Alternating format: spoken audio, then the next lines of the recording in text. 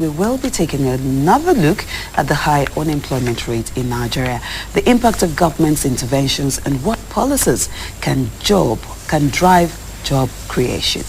Well, we are joined by Dr. Emeka Okengwu, and he is a development analyst and expert. You're welcome again, Doctor. It's good to have you as always. Pleasure, lady. It's nice to have you again, Dr. Okengwu. All right, first of all, let me start with the Coordinating Minister of the Economy's remarks on Tuesday, where she said, of course, we already know how unemployment rates continue to climb year after year, but the fact that federal government is focused on taking care of the new entrants into the job market before coming back to the backlog of unemployed Nigerians. How do you perceive this strategy?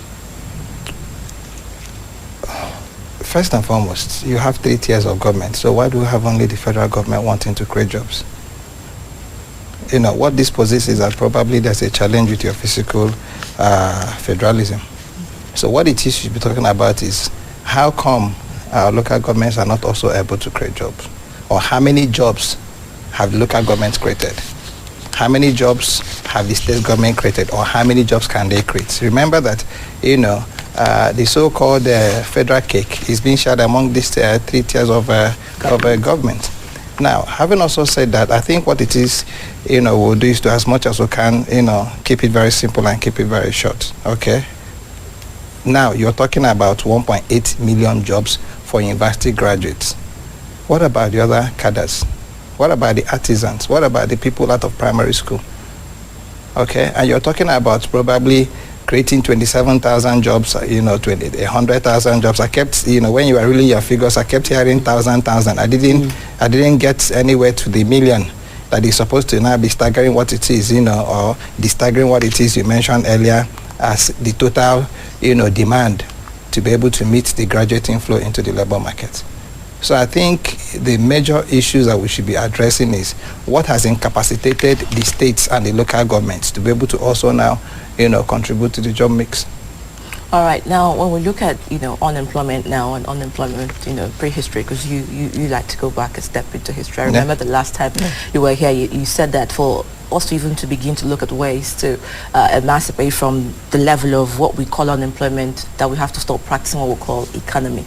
You know, we're practicing an economy, not economics. And that's what you said. Yeah. And I looked at that, and some other critics have said that perhaps Nigeria should begin to look at doing unemployment as a research.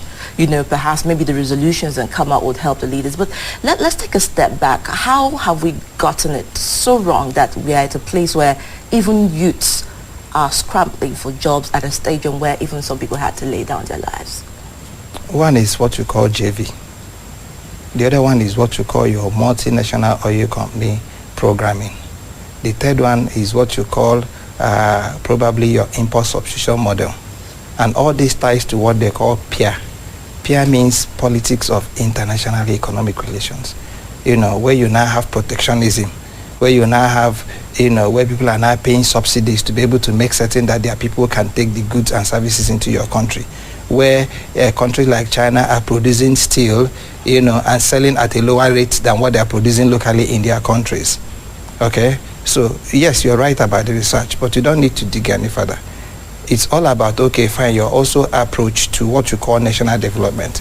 And then comes in one thing they call steel. Just like they say, steel is development and development is steel. Every country that has been able to develop and sustain development has been able to develop their carrying capacities to produce and consume steel. This is why China today is a net economy. This is why India today is a net economy. And we have steel. And we tried to do steel. You see, if I get into the politics of Ajokuta, we might also now say, I've come here to preach again. Okay? But sometimes you need to also look at those things so you can understand how in a country that had looked, you know, for I mean, when in the 70s or 60s when Nigeria understood the politics of steel, they had actually gone around looking for who to help them develop their steel capacity. And the European community unequivocally said to them, you can't do this now, you don't have the capacity to. But the moment Russia got in and agreed to do Ajokuta for us, in less than 2 years, European Investment Bank funded Ajokuta start to finish, Alaja start to finish. So until you understand again that unemployment is just not a local thing, it also has a global, perception to it, a global angle to it. You must be able to think your nation through. I keep telling you that. I give you a typical example with India. India is one country. If an Indian comes here and he goes away with cash. And if he doesn't have any Indian sari, the moment he lands in that airport, his brother is bringing him one, and he's changing into that Indian sari and walking into India to now begin to now buy all made in India. That's why today, ladies, even our defense industries are using the so-called Tata that nobody wanted to even buy as a toy for their children 30, 40 years back.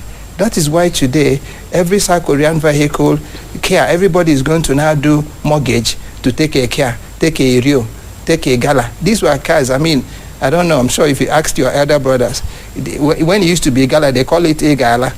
Nobody wanted to touch it.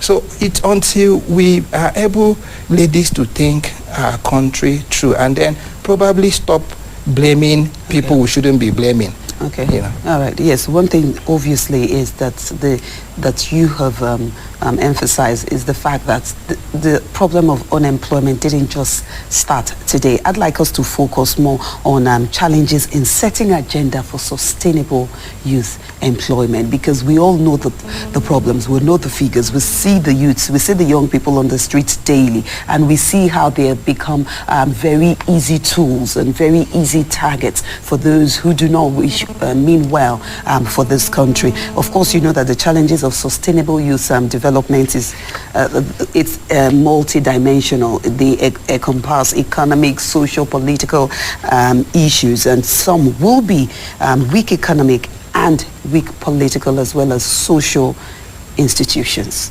How can we deal with some of these challenges to be able to sustain? Restructure your federal structure. And what you call devolution of powers. Is that very simple? Okay? In those days, I was having a chat with my friend yesterday, and I said one person your mother didn't want to see in your house was a sanitary inspector. One person, a headmaster or a teacher didn't want to see was the school inspectors. They were from the local government areas. At that point in time, they were so powerful that people were more scared of them than they were of the police. Okay? And so if you're able to, every other thing you've talked, social, political, economic, it ties to one thing. How are you able to put the process of, increasing your human capital or your human resources to capital? What technologies are available to now begin to now value chain your natural resources into products? I'll give you a typical example. In the mining sector, there is what they call mineral, metals, and steel. That's the process of taking it to infrastructure development. If you had, I keep saying Ajokuta, you had Ajokuta functioning. How can Ajokuta function? Ajokuta requires 7 minerals to be able to produce steel. And these 7 minerals are bound everywhere in Nigeria. However, you just don't go and start digging. You need to be able to now determine in situ value. Okay? If you had those 7 minerals probably running 20, 30 mines, probably producing 1.5 million metric tons of what Ajokuta needs, in a given year, you would not need to put 1 naira in transportation. You will not need to put 1 naira in developing the schools. This was how Enugu developed. So we're not talking about, something as abstract. This was how Jos developed. And you see, I was trying to tell you that it's very easy. I'll give you a very classic example. There is a place they call Kiri. He has a dam. It's in Adamawa. Okay. That's actually where Nakama comes from.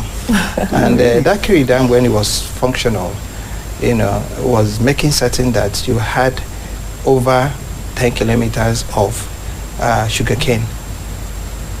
They were producing cotton, they were producing rice, and most importantly, it was also generating electricity.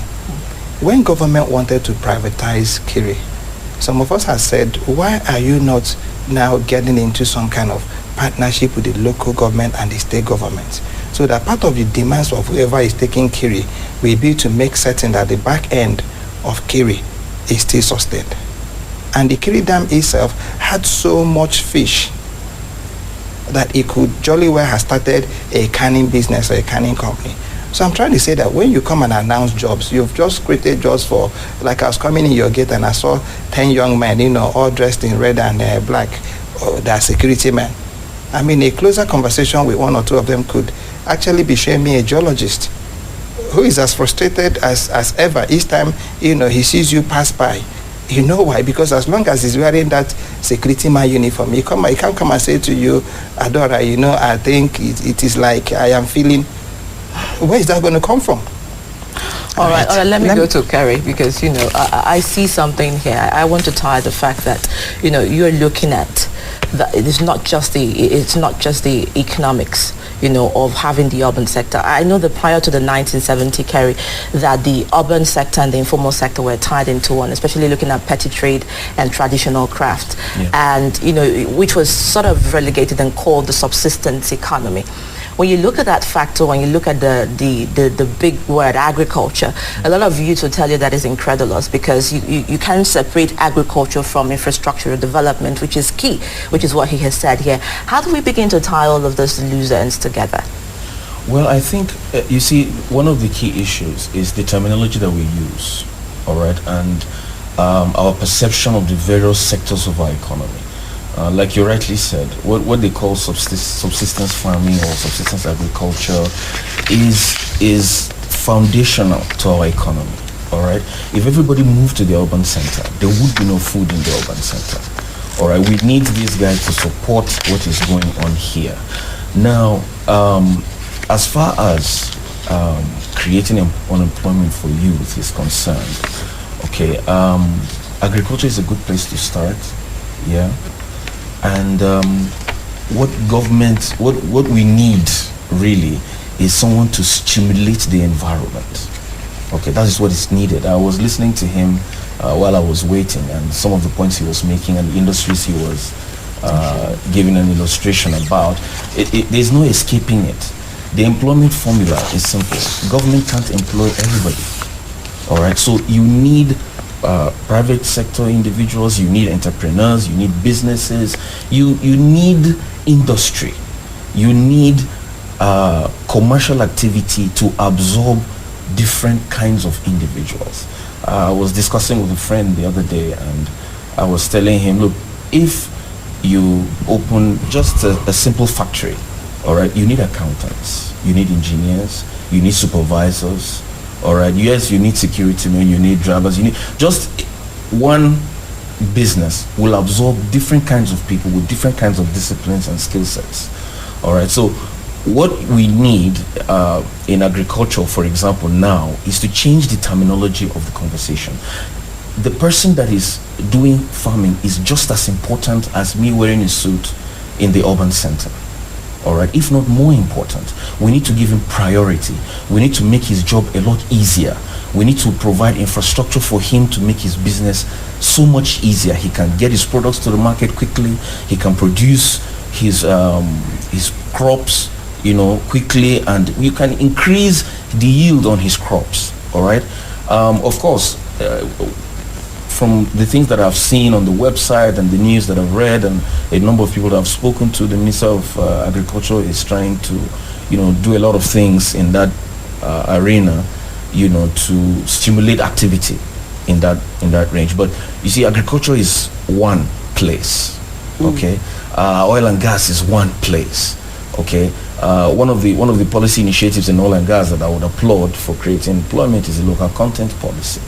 Okay, so but in other sectors of the economy, we also need to do the same thing, right? Nigerians are naturally enterprising people. All right. I always like to disagree with people when they say, young people are lazy, or they try to pass off some kind of vice to young people. I disagree. I completely disagree. Nigerians, young people are enterprising, they are hardworking. When they have the opportunity, they will put in their quota to get their means. So as a friend of mine put it, we just need government to get out of their way.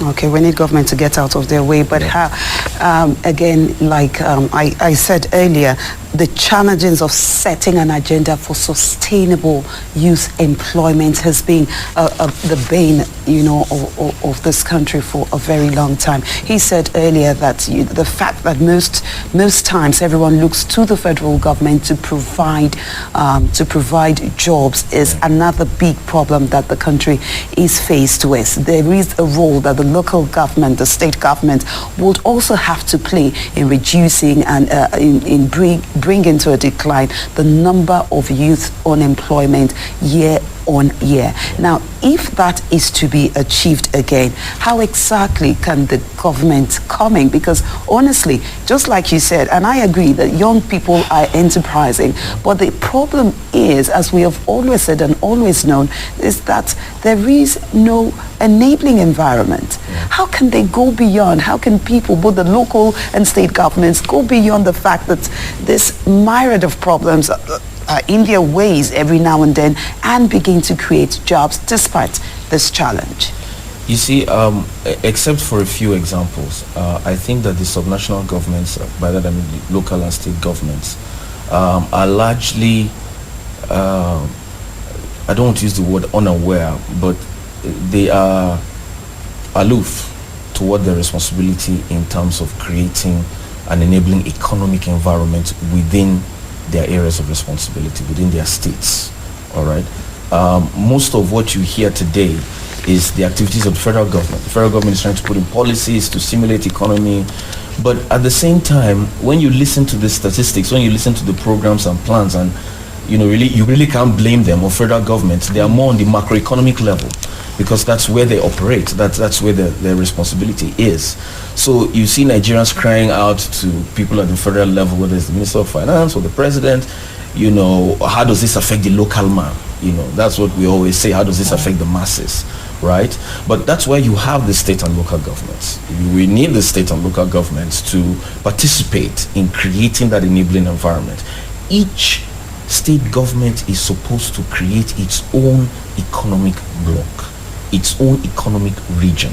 And I will start by suggesting, because I do not see state governments, except again for one or two who have the strength to actually stimulate their local economies, I suggest partnerships.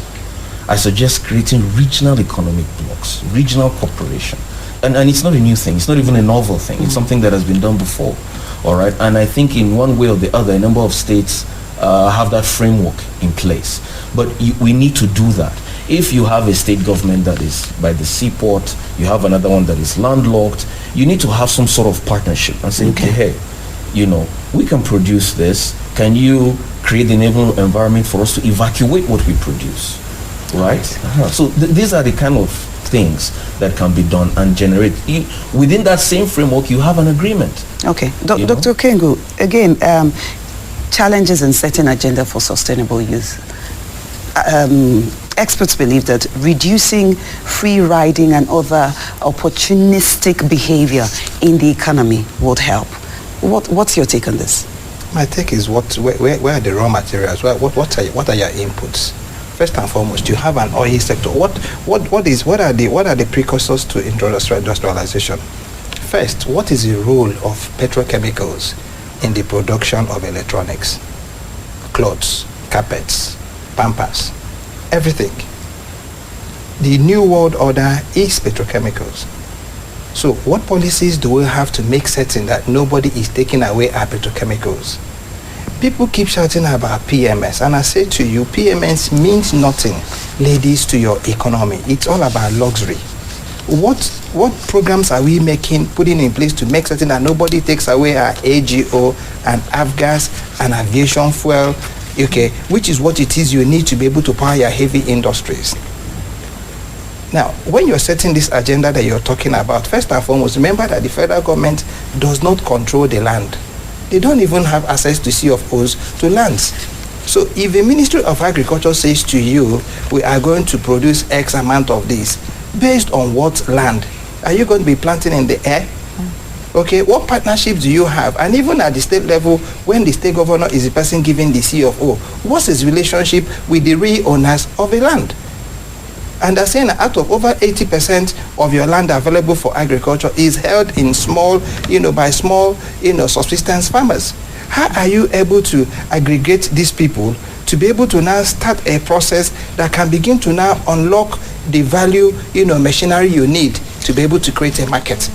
Okay, and it's a very simple thing to do. Just as I said to you, the first thing we need to tell ourselves in Nigeria is, or find out, for crying out aloud, is how are we aggregating our GDP? This GDP everybody keeps hearing, how is it calculated? A lot of people do not know that it's calculated based on population. And this is where the first politics and the first challenge comes. Everybody is now trying to squeeze in figures that are not there. Can we truly begin by telling ourselves, finding out how many we are in true value? That's very key. What are our comparative advantages? What can we be able to produce? People keep saying that we're importing everything, we should be exporting and exporting everything, that we don't have. All right. I wanted to even go back, just looking at one of our delegates at the national conference, Chifale Hadok was the chairman of, Dark Communication, said something really mind-boggling. And he said, prior to the 80s or 60s, when we used to have Korea come and borrow money, during the Shehu Shagari period, to even go and invest in their government. Now, North Korea is perhaps one of the richest economical, backbones when it comes to sheep making in the world. And you look at countries like Brazil, you take a deep step back. Now, I do know that, when you look at the poverty borderline, back in the 1980s, the rural sectors could have been said to be the only area where you will find high level of poverty. But now we're looking at the urban center, we're looking at the informal sector.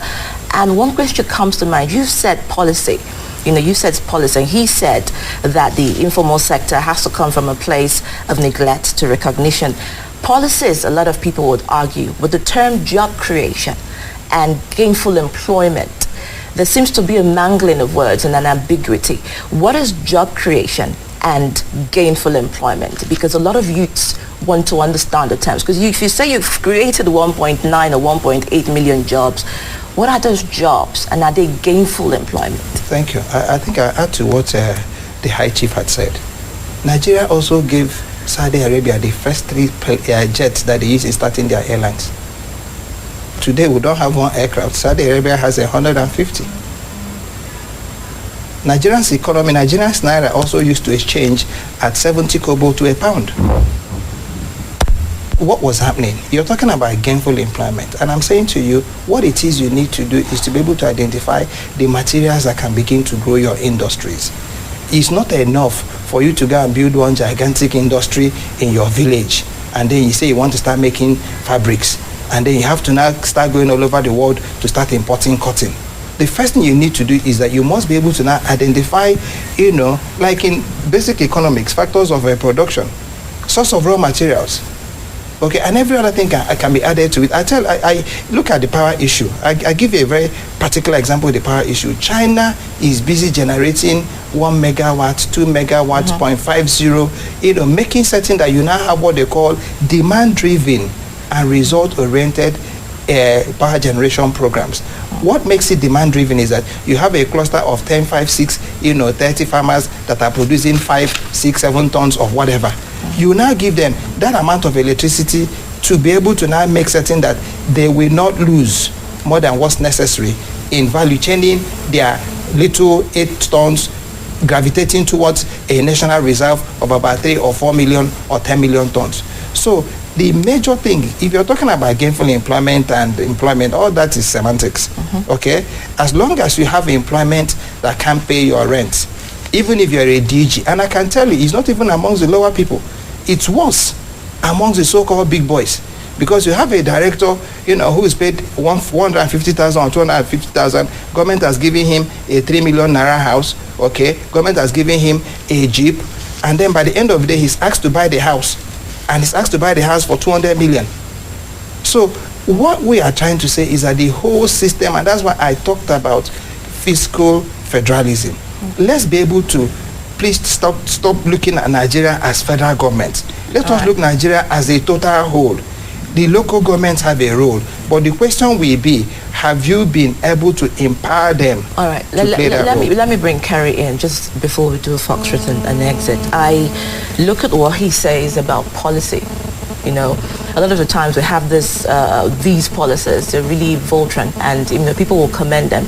But when you look at developing countries, Nigeria seems to be one of the most populous black nation in Africa, and perhaps with the numerous black people that we have, population is also a problem. We look at population, we look at the number of jobs we can give to the number of people in our country. And policy was the word he said earlier on. And the idealistic nature of policy and then practicality of those policies as something we need to look at. How do we begin to equate the two? Because it's not good enough to just reel out numbers of policies. I know that Ghana has something called the National Youth Employment Program, which looks at 3 phases: skill acquisition, skill adoption, and then employment of the Ghanaian youths. We look at that, and maybe they're not, in terms of statistics, able to tell us how many unemployed people they have, so to say.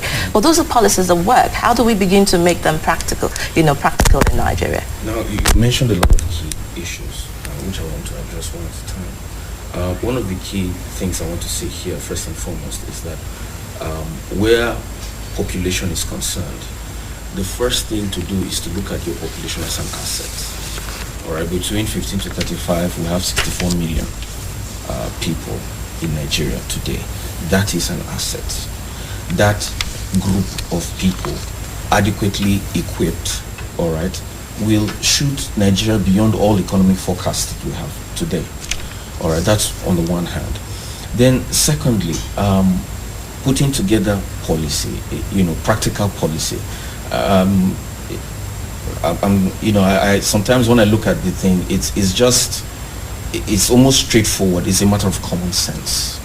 Okay, so for me, like he has rightly said, there needs to be an honest conversation, all right, about what we have, so that, so that when you want to say you want to do a policy, okay, you want to see practical results based on that policy, then you need to develop it based on evidence based statistics, data. You need to know what is actually on ground. What do you have? All right, so sorry to cut you short. It's quite a length of answers you might need to give there. Yeah. But one thing we haven't touched, because we've definitely seen the fact that the federal government comes up with policy. There's a lot of role on their hands, both federal, state, and local government, and they have failed over time. Now, we also know that government is not the only one to create jobs. Just before we go, very briefly, what is the role of the private sector? How can the private sector own, the Nigerian economy and begin to drive employment? Very briefly. I think the private sector is already doing that. That's why it's the private sector. The private sector is already doing what they can. The private sector, remember, is fundamentally profit-driven. It's individuals who have gone into the marketplace, have created a business, all right? So the number of people they employ is subject to their bottom line. I'm not just going to employ people because I want to employ people. I want to employ people that are going to add value to what I'm doing. I'm going to make my company profitable at the end of the day. Okay. So I believe that the private sector is really doing what it needs to do. What we need to do is create an environment where it is easier for them to do it. Okay. What we need to do is to give them incentives to employ people, to expand their businesses, sell more products, be better at what they do so they can expand and take on more people. And I would like to say, for private sector Nigeria, I know there are a lot of people thinking that way, but don't limit yourself to the local economy. It's a global world today. Okay. Thank you so much for that. Thank you. Thank you very much.